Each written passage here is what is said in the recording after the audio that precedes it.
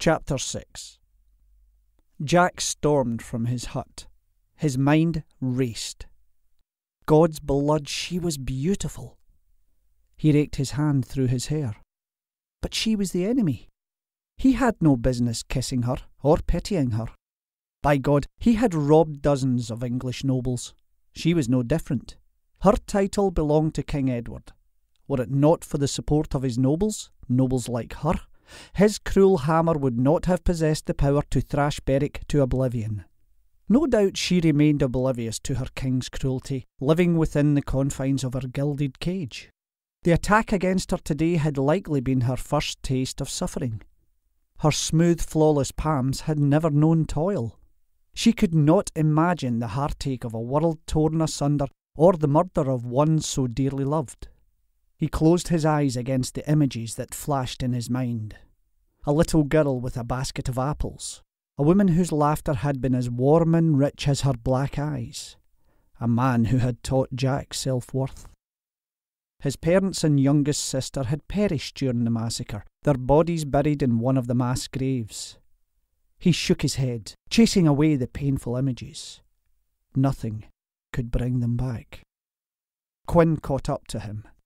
Jack, we have to talk about what we're going to do with the lass. Jack grabbed a hold of Quinn's shirt, jerking him close. We aren't going to do anything, he hissed.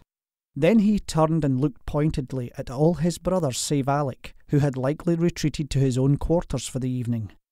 Listen to me, all of you. Stay away from the lass. Quinn's concern for Isabella had angered him more than it should. Isabella, Bella, with soft green eyes like new spring leaves. Damnation, he cursed, meeting Quinn's amused gaze. And Quinn was meant to be the smart one of the lot. Wipe that smirk from your face. I'm not in a joking mood. You ken she's a lady, Jack. Was his attraction to the lass so transparent? What of it? Jack growled. You remember that you're a commoner, Quinn said. And a thief, Rory chimed in. Jack shrugged. We're all commoners and thieves. Aye, Quinn said. But you seem to be the only one forgetting it.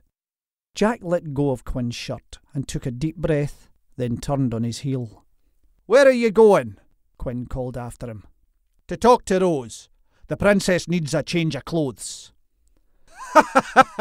Och, if Rose hears wind of there being another female in camp, she's going to declare a feast day and throw a party. Quinn said, laughing. She'll have your hide if she finds out you supported Alec's idea of throwing her in the hole, Jack shot back. It wasn't my idea. True. But one expects that sort of thing from Alec. Jack wove his way through the wooded path that led to his sister's hut. After their homes had been destroyed and they had taken to the woods to make new ones, Rose had made but one request: privacy from her 5 brothers. When he came upon her, she was just adding some scraps to the pottage. "'Tis high time you came by to show me your body still in one piece," she said disapprovingly. Jack leaned down and placed a kiss on Rose's cheek. Her red hair was pulled away from her face and her kind blue eyes smiled up at him. She and Ian resembled their father, while the rest of them took after their mother with their black hair. Rose scrutinised his face. "Whatever you're brooding about, stop it, you hear? Now why don't you sit down, eat some stew, and you can tell me all about the lass you kidnapped." Jack swore under his breath, for which he received a cuff upside his head. Rose, could we have one visit where you don't beat the hell out of me for once? He pretended to look cross, then gave her a pinch around the middle that bent her over with laughter. Rose's 2 weaknesses were easy to exploit. She was extremely ticklish and a champion for anyone or anything she deemed as weaker. "Who told you?" Jack asked before enjoying a bit of stew. "No, let me venture a guess. Ian." "Nay, 'twas Rory. He told me about her fine looks." Her smile vanished. She stopped stirring the pottage and pointed her spoon at him. "You listen to me, Jack MacVie. You keep Rory away from the poor lass. You know what he'll do. Love her and leave her he will." An image of Rory plying Isabella with his charms flitted through Jack's mind. He put down his bowl. What's the matter with my stew? Rose said, scowling. "'Tis delicious, but I've no appetite suddenly." He leaned forward in his seat. "Trust me, Rory will not lay a finger on her, unless he's interested in losing one." Rose clucked her approval. See that he doesn't. Jack stood. "I need to borrow one of your tunics." Rose scrutinised his form from head to toe, then shook her head. Nay, it won't suit you. Then she threw her head back with laughter. I ken it is for the lady. Wait here, she said before disappearing inside her hut. She emerged moments later with what Jack recognised as her finest tunic and surcoat, reserved for their yearly sojourn to Inverness. Jack shook his head. "Absolutely not." Rory said she is the daughter of Lord Redesdale. She is accustomed to finery. We should try to make her feel at home. Jack grabbed the violet silk tunic from Rose's hand. An image of Isabella clad in the soft gown with her olive skin and pale green eyes stirred his desire. Despite being dirt-smeared, she had smelled like an angel. He closed his eyes and felt the curve of her lips yielding to his own. Christ, but she had tasted of honey. His eyes flew open. "Nay, absolutely not." He stormed inside Rose's hut. Anyway, he had no intention of pampering his princess. It would be good for her to taste life's meagre offerings. Jack flipped open Rose's chest and shuffled through the clothing until he came across a stained, threadbare woolen tunic. "This will do nicely." Nay, that is my oldest work dress. I only wear it when the task is truly filthy, like cleaning out the animal pens. "Perfect," Jack said, walking past her and stepping outside. What has the lass ever done to ye? Rose called after him. He ignored both her question and the scolding tone in her voice. He owed the lady nothing. He had already saved her life, which he was certain she would soon forget. Noble ladies were all narcissistic creatures. Puddles had greater depth. Then why had he kissed her? He thought back to that moment in his hut. She had been standing before him, willing herself to appear brave and resolute despite how terrified she must have been. She had thrust out her chin, putting her full lips on display. Then she had made that quip about him not being a gentleman. She had practically dared him to kiss her, and now that she had had time to ruminate on his ungentlemanly advance, he was certain to hear all about his uncouth manners and inferior station. Ready for battle, he stormed inside his hut, but the scene that awaited him could not have been more surprising. She was asleep, lying on his pallet, and despite the warmth of the day, wrapped tightly in his blanket. With great care to be silent, he laid the bundle of clean but worn clothing beside her, lit a candle against the advancing shadow, and sat down at the table and watched her sleep. After an hour passed, she began to stir. Her lashes fluttered against her cheeks, which had been warmed pink by the fire. She opened her eyes and straightway spied the bundle he had left her. Sitting up, she unfolded the tunic and smiled. He had expected disdain. She was supposed to turn her nose up at the crude garments, not delight in them as though they were made of the finest silk. She smiled, smelling the clean fabric. He leaned in, drawn by her pleasure, but his movement caught her eye. To his surprise, she held up the tunic and dipped her head. Thank you for this. Not knowing how to respond, he gave her a curt nod. "I will leave you to dress. When you're finished, come join my family by the fire, Princess." This time, it had been a struggle to lace his words with malice. Wait, she said. He turned around and gave her an expectant look. Will you not tell me your name? She said. He started to turn away, intending to deny her. But then he paused and shook his head before facing her once more. "John MacVie, after my father," he said. "But ye can call me Jack." Isabella ran her fingers through her hair, working out most of the snarls. With nothing to tie it up, she swept her hair from her shoulders, letting it fall free down her back.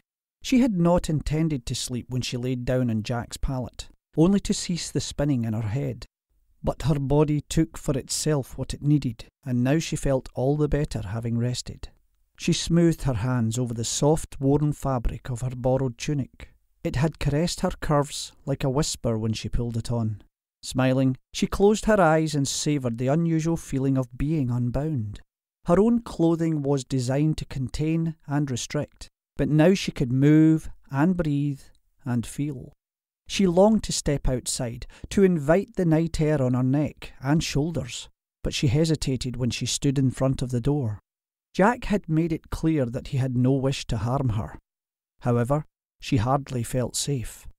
Her fingertips touched her lips, still swollen from his hard kiss. He was nothing like the men at court, nothing like Hugh. Hugh's slim build and soft hands seemed childlike now that she had felt Jack's hard strength. He terrified her, but fear alone had not set her heart to race when he drew near. His smell, his rough hands and deep voice excited her, and the quietness she had glimpsed in him kept her wondering about the real man beneath the mask. She threw her hands up, feeling betrayed by her own thoughts. Taken as a whole, his behaviour toward her had been hostile. Confusion forced her hands to clench as she continued to stare at the door. Anyway, he was a thief and a scoundrel. Damnation, she cursed. Nothing made sense. All she knew for certain was that she was tired and hungrier than she could ever remember being. With a deep breath, she pushed the door open and stepped out into the cool spring night. Closing her eyes, she inhaled the fresh air laced with scents of cooked meats and herbs. Her stomach growled. She looked toward the fire. 4 sets of male eyes stared at her. A self-conscious hand smoothed back her free-flowing hair. Ian dashed toward her. "Lady Redesdale, I'm so glad you've joined us." She smiled up at Ian's dancing eyes. Good evening, she said, not knowing what else to say. She still did not know how to behave. Were they her kidnappers or saviours? Rory stood. "My lady," he said, taking her hand and giving her a wicked grin. As his eyes grazed over her form, she had the distinct feeling that he could see exactly what she concealed beneath her borrowed garments. She shivered when he kissed her hand. Damn his eyes. He was more beautiful than any man should ever be. She was relieved when Quinn shoved him aside. "Rory, the lady is not tonight's supper." "Come," he said, offering her his arm. "You must sample the stew our sister Rose has made." Isabella's heart skipped with relief when she noticed the woman sitting on a log by the fire. She was trim with a beautiful smile and thick, curly red hair that fell to her waist.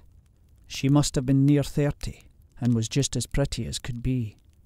Isabella dipped in a low curtsy in front of Rose. Forgive me, I did not mean to disturb your meal. Och, sweetling, you've done nothing wrong, lass. I'm delighted you're here. Rose patted the log next to her. Isabella sat and looked across the flames.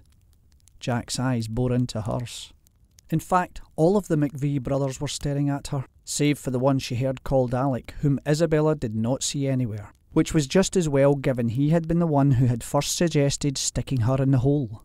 Jack MacVie, turn your eyes elsewhere. Can't you tell you're making her nervous? Nay, in fact, eat your supper, all of you. Rose stood and offered Isabella her hand. The lady and I are going to sit over there. Brows drawn in a deep frown, Jack started to stand, but whether to voice his protest or follow after, Isabella knew not. Either way, Rose gave him no quarter. You just sit back down, Jack, she snapped. Isabella's eyes widened. She stood and hastened after Rose. It would seem she had misjudged Jack as the leader of the MacVie siblings. Clearly, Rose was in charge. I cannot imagine anyone talking to Jack that way, Isabella whispered when she drew alongside Rose. I am 3 years Jack's senior, the eldest MacVie, and I make sure none of my wee brothers forget it. Isabella could not suppress her smile. I would not call any one of them wee. Rose sat beneath a large oak. Isabella joined her, leaning her back against the cool trunk. This is better, thank you, Rose. Rose smiled and handed her a bowl. Hush now, my lady, and have some stew. You must be famished. Isabella gladly accepted the wooden bowl. The stew was thick with chunks of rabbit and tasted of rosemary and garlic. This is delicious. As hungry as you must be, my lady. I wager even the poorest fare would be pleasing to your palate. Isabella smiled. Believe me or not, Rose, but this is very fine. Rose surprised Isabella by blushing. Thank you, my lady. They sat in comfortable silence while Isabella finished her stew. She soaked up the last of it with a thick bannock. It had been a simple but truly satisfying meal. She almost felt like herself again, but then she glanced across the camp at the fire. Jack's gaze was still on her, his face impossible to read. She looked away, unable to withstand the intensity of his gaze. She looked to Rose for distraction. Are you married? Isabella asked. Rose cast her gaze downward and shook her head. My husband and 3 daughters were killed during the massacre. Isabella's hand flew to her lips. Oh, Rose, I am so sorry. Rose raised her eyes, which glistened with unshed tears. 'Tis done. Naught can bring them back. Some days are harder than others. Her voice cracked. There are mornings when I wake and I must force myself to breathe and command my feet to walk. Those are my hollow days. And then there are days when I taste joy. Her lips lifted in a sideways smile, not unlike Jack's. Just a taste, mind. But those are good days. Isabella swallowed the knot that had formed in her throat. By the grace of God, she whispered. Rose nodded and patted Isabella's leg. You're right about that. Anyway, most days leave little time for remembering, and I've got my brothers to care for, and they are good to me. Isabella lifted a sceptical brow. How good could a pack of thieves be? I ken what you're thinking, but you're wrong. They are all good and decent men. Quinn, who is 26, is just 2 years younger than Jack. He is the best of us, to be sure. He has a head for learning. The monks have taught him how to read and write. He can do his numbers, and he speaks Latin and French. His patience seldom runs out. I've told him time and again to take his vows and join the monastery, but like the rest of my brothers, he has a great appreciation for the fairer sex. Isabella arched a brow at her. Rory certainly does. You felt his roving gaze, no doubt. At 22, he's the second youngest, and I swear to you, he's been seducing women since the cradle. The attention he received as a baby was more than you can imagine. Never could a woman walk by him and not ooh and ah. He didn't learn to walk until he was near 2. He never had to. He spent most of his time in his favourite place, asleep with a bosom for a pillow. Too pretty for his own good, Rory is. His lashes would be the envy of every lady at court. Rose threw her head back and her laughter rang out, easing Isabella's spirit. And then, of course, there's Ian. He's the baby. Isabella could not hold back a chuckle. Baby? Can you imagine my terror when I first saw Ian, the giant with his horrible black mask? But can you imagine my even greater surprise when he took it off and the giant was no more than a lamb? A lamb, to be sure. Well, if a lamb also had a deadly aim, and a fierce side, the likes of which you would not believe. I cannot imagine his countenance in any other way than happy. He is that, most of the time, but push him to anger, and his temper flares. 'Tis the red hair. She winked, lifting a lock of her own strawberry curls. Oh, and what a voice he has! I tell you, he sings like an angel. He's just 19. His red hair and sky blue eyes were a blessing from our mother, but his size is all da. It would seem your father was a large and handsome man, Isabella observed. Aye, that he was. Forgive me, Rose, but you missed one brother, the one most eager to throw me into the hole. Oh, for pity's sake, that would be Alec. What is he like? Isabella asked. Alec is 24, and do not be mistaken, my lady, I highly doubt Alec would have been eager to throw you in the hole. He's a true saint, Isabella said, unable to keep the sarcasm from her voice. Sorry, she muttered. I ken Jack is keeping you here against your will. You're entitled to your displeasure. But in truth, Alec is neither a saint nor a sinner. Oh, how should I put it? He just would have been unconcerned. You mean he doesn't care? Not the slightest. Sadly, he cares for precious little in this world. Why is that? Some wounds run too deep to heal. 'Tis just Alec's way. Rose paused, then with a sigh, she said, Sorry, lass. I know it must sound like I'm making excuses for him. 'Tis just to have a special place in my heart for Alec. He has suffered greatly, He was always a queer sort of lad. He has the sight, you ken. He knows all manner of things before they happen. The day before King Edward attacked Berwick, my husband and daughters had taken ill. I had no babery to bring down their fevers, so I enlisted the aid of my youngest brothers. On the next day, Alec was supposed to join us in the woods near the city to forage for herbs, but when the time came to leave, he refused. He said that during the night, he had dreamt the world was on fire, then went to the kirk to pray. When Edward attacked, Ian, Rory and I were safe in the woods, but Alec remained in the city and witnessed it all. 'Tis a miracle he's alive. What of Jack and Quinn? Isabella asked. Why were they not in Berwick when the king attacked? Once upon a time, Jack and Quinn were fishermen. She cleared her throat and brightened her sad eyes. Right, enough sad talk, and I'll spare you my account of Jack. I figure you've learned enough of him for now. Isabella's thoughts wandered straight back to Jack's kiss. Did Rose know how acquainted they had become? Isabella hid her blush by busying herself with stacking the dirty bowls. She felt a nervous jump in her belly.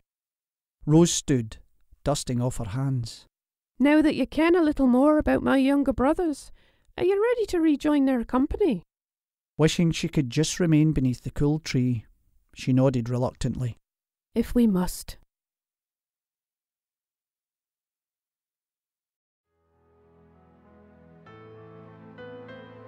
Thank you so much for watching.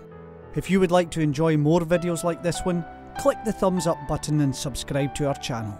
See you next time out in the Highlands.